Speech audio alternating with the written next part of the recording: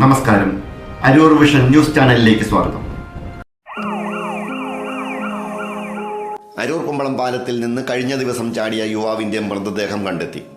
എഴുപുന്ന പഞ്ചായത്ത് 10-ാം വാർഡിൽ ഐവളം തറ 30 വയസ്സുള്ള സുജി എന്ന് വിളിപ്പേരുള്ള സുധീഷാണ് കായലിൽ വീണ് മരണപ്പെട്ടത്. അരൂരിൽ നിന്നുള്ള അഗ്നിരക്ഷാസേന, കൊച്ചിയിൽ നിന്നുള്ള സ്കൂബ സംഘം, അരൂർ പോലീസ് എന്നിവർ ചേർന്നാണ് തെരച്ചിൽ നടത്തിയത്. പാലത്തിന്റെ സമീപത്തു നിന്ന് യുവാവിന്റെ ബൈക്ക് പോലീസ് നേരത്തെ കണ്ടെടുത്തിരുന്നു. മരണപ്പെട്ട സുധീഷ് അവിവാഹിതനാണ്.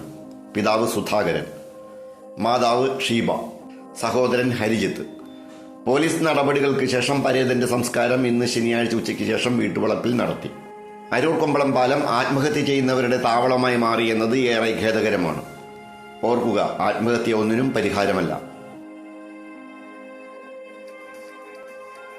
അരൂർ വിഷൻ ന്യൂസ് ചാനലിന് വേണ്ടി LS അശോക് കുമാർ. നന്ദി.